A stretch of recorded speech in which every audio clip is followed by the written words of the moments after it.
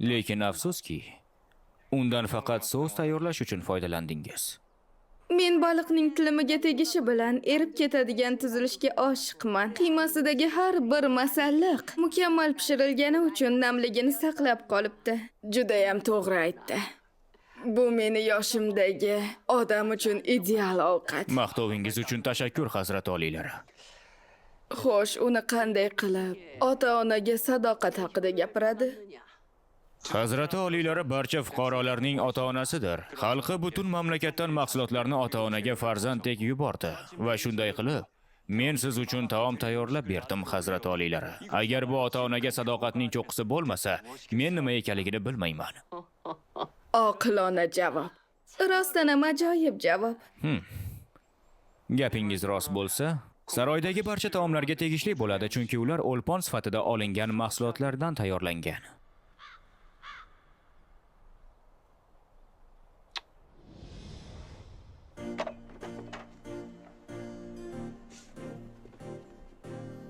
Yonpotang, qirollik saroyi taomi.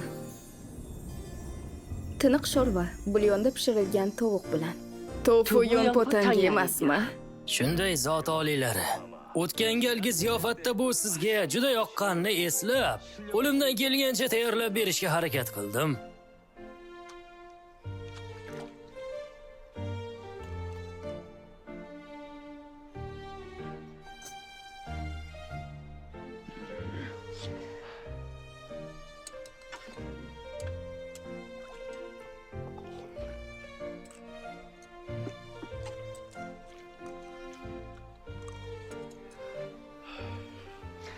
Juda toza ta'mga ega.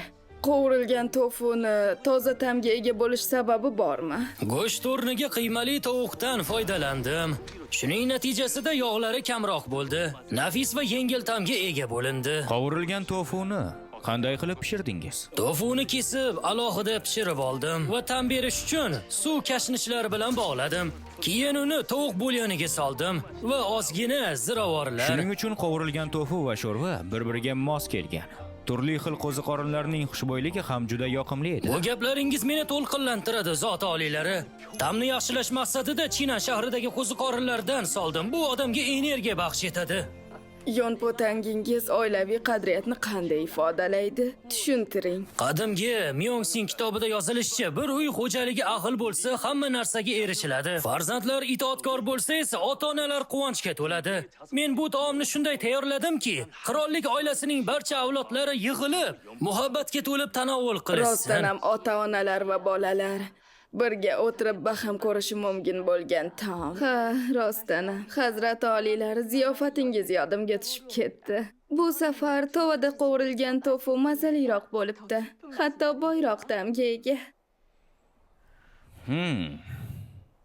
Demak, aytmoqchisizki, bu dabdabali taom ota-onaga bo'lgan bolaning muhabbatini ifodalaydimi?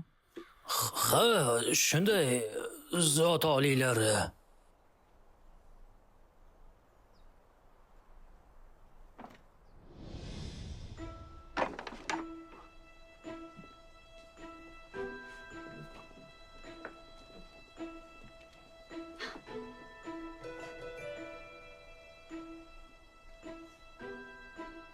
Faqatgina sho'rvaning o'zimi?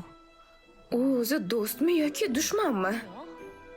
Sen buni tayyorlaganda nimalarni o'ylading? Bu siz uchun maxsus tayyorlangan dongjon sho'rva, hazrat oliylari. Marhamat qilib tatib ko'ring.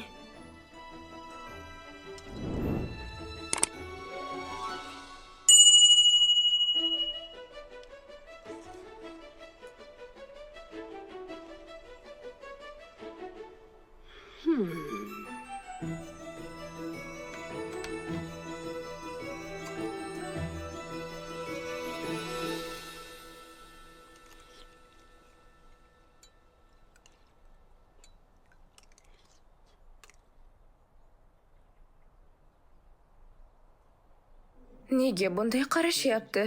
Mazasi yaxshimi yoki yomonmi? Bu juda ham mazali ta'm. Buni qo'shishga aqli yetganiga hayronman.